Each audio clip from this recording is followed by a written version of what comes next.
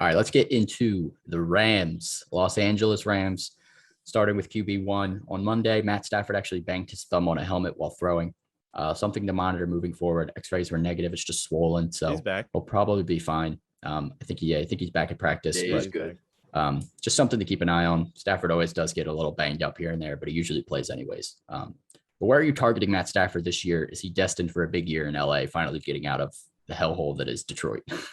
I love Stafford. Even in the hellhole, he was still putting up like top 10 numbers for the most part. He finished top 15. I think he finished 15th last year, and he had Kenny Galladay hurt for like most of the year. And I understand that the Lions were playing from behind most of the year, but still, if your number one is Marvin Jones and you're finishing as a top 15 quarterback, that has something to say. And now he gets Cooper Kupp and Robert Woods, both finished top 15 last year. I mean, of course he's destined for a big year. So many times last year, I just remember Sean saying, "Oh, the Lions are behind. Stafford has to come back now." And he would kill me every time. Yeah, he just wouldn't. Yeah, still love Staff this year. Grabbing Stafford, I'm back in on him on a different team. Last year he hurt my soul, but I'm ready. I'm ready to get hurt again. Ready to get hurt again. All right. So we all know Akers is done at this point, and the Rams have yet to add any additional running backs. Are you drafting Henderson as a low-end RB2? There's a lot of risk because he's coming in the season hurt also. Yeah, he's a little banged up as well. But I mean, we saw what he could do with the opportunity last year, and he did make the most of it. Yeah. I think he only has 3 games where he has 15 touches or more, but I think he averages like 16 points per game in those games. Yeah. So he gets some points when he does get the opportunity. I like Henderson as like right outside that low RB2 tier, more of like a high-end flex. But I think he's right in that. Same tier as like a Chase Edmonds. Yeah, I have him a little lower than Edmonds. I have him around like Gaskin and James Robinson area for me. Below both. James Robinson shouldn't be there. And Kareem Hunt, Josh Jacobs, Mike Davis, that kind of tier for me. Yeah. Anyways, I like Henderson, low end RB2, high end flex, whatever you want to call him. Solid pick. Can we skip over this next one? Can Deshaun Jackson have any flex relevancy on this offense on a week-to-week basis? Jesus. Or would you rather take a shot on the younger guys they have, like Jefferson and Atwell? Who wrote this question? That's what I first half. Right. I did. I know game one, first quarter. You'll get your points for the season. I had to bring him up. That might be about it. No, please do not draft him in best ball, and that's it. Not even. No, don't. If he's healthy, he's got a shot. Please no. You think he's going to get a decent amount of target share with Cooper Kupp and Robert Woods? That's why I said best ball. It sets your lineup for you. He'll probably have. All right. Well, I didn't understand the full meaning of best ball. His only route will be just go. Interesting. Yeah, go that's straight. His route. I'm saying best ball is like basically you draft a team and then your whole lineup is set for you after that week based on the best guys. So you can draft guys like Christian Kirk and D-Jax, and they get put in your lineup if they snap. That's like bowling with bumpers on. Yeah. Fuck that. It's wild. But anyways, no, don't draft Deshaun Jackson. I like the younger guys better. Let's get in some cap or no cap. First one here, Matt Stafford will finish as a top 10 QB this season with top 5 upside. Cap or no cap? No cap. I already gave my No spiel. cap. Yeah, I got him a QB 9. I want to move him up, but it's tough. There's so many good quarterbacks this year. I don't think you can move him up much more than 10. I love Stafford this year. Definitely go grab him. Next one here. Robert Woods and Cooper Kupp should both be considered top 20 wide receivers with top 12 upside. Cap or no cap? No cap. 2019. They proved it last year with Jared Goff. 2019. Jared Goff. Go ahead, boy. Cooper Kupp finished wide receiver 4, and Robert Woods was number 14. Yep. Saying Woods had like 2 touchdowns that year, like crazy low. Woods and that's had why he 2 snapped touchdowns this last year, 2020. Stafford loves to sling it. He'll throw bombs all day. And Cooper Kupp and Robert Woods love to go deep. Yep. Draft them both. Solid wide receiver twos.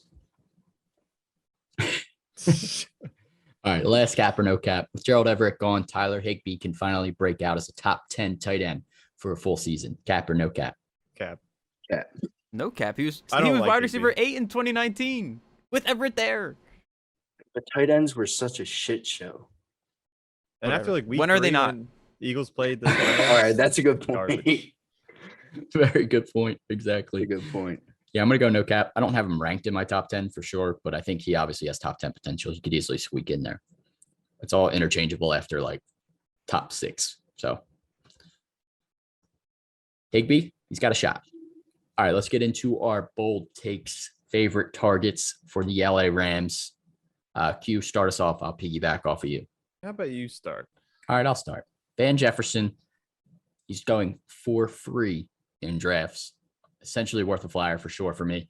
I think he's the clear-cut wide receiver 3. We know that Woods and Kupp are the top 2 guys here. Josh Reynolds had some slight relevancy here or there as the wide receiver 3 with Goff, but now they have an upgraded quarterback. And if any sort of injury occurs to either Woods or Kupp, I think Van Jefferson immediately jumps into a flex option. So in deeper leagues, dynasty, definitely make sure he's on your bench. Even in like a 12-team league, I think he's worth a flyer if there's not much left and you're just looking for someone to stash that might be able to put up some relevancy this year. Van Jefferson is a good guy to grab. Yeah, Van Jefferson definitely is going to be something you want to target if you're playing in a dynasty league. But we saw him last year. He was competing with Reynolds, Josh Reynolds, who's not there anymore. he's in Tennessee and he's injured. Jeez. Well, Stafford has known for spreading it out. He makes guys good. And I think I don't know if he'll finish above Cooper Kupp or Robert Woods. Probably won't, just because of the skill. There's definitely a difference in skill, but Fuck no. all right.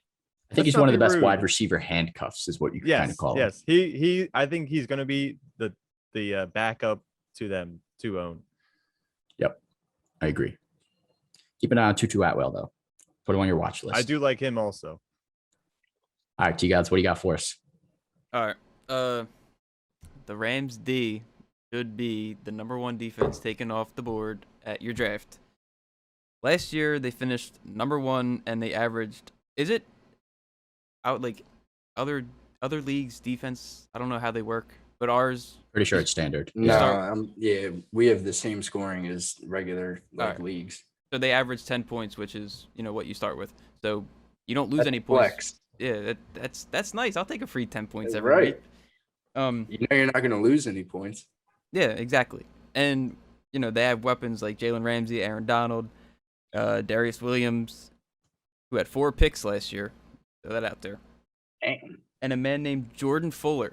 I don't know if you know about him, but week 11 Is they that played. the third Fuller brother? No, is it? Stop. It might be. Cap. All right, but this man, week 11, they were playing the Bucks, and he picked off Tom Brady twice as a rookie. And one was on what would have been a game-winning drive. Tom Brady storming down the field, a couple minutes left. Tom Brady was trying to target him, trying to be cute, and he fucking got bit in the ass for it. He really did. This dude's just going to get even better. Yeah, you want them.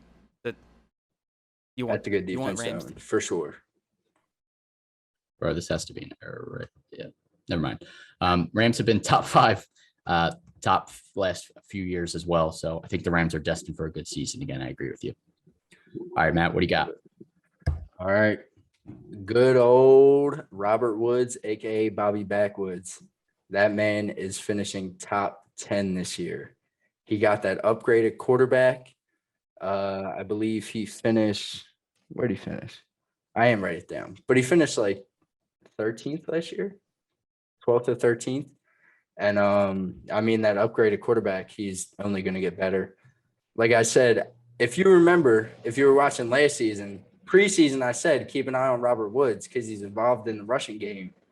Yeah, ended up with 2 rushing touchdowns, had 24 rushing attempts. If the Rams are inside that 5-yard line, don't be surprised if Robert Woods gets it on a jet sweep. I'm just saying those are points added on to your wide receiver basically as a running back.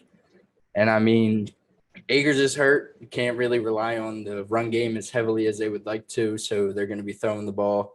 The one thing that does scare me is what T-Guys brought up. Their defense is very elite, so I don't know if they're going to be playing from behind and playing catch-up as much, but I still have all the faith in the world in Robert Woods finishing top 10. Yeah, Bobby Backwoods. He'd have to finish with the big dogs. Yeah, he's solid. He has before. Where does Kupp He has finish, man? before. The top 20. 17. Calling it now. Okay. Robert Woods All right. 9, Cooper Cup 17. I like it. Okay.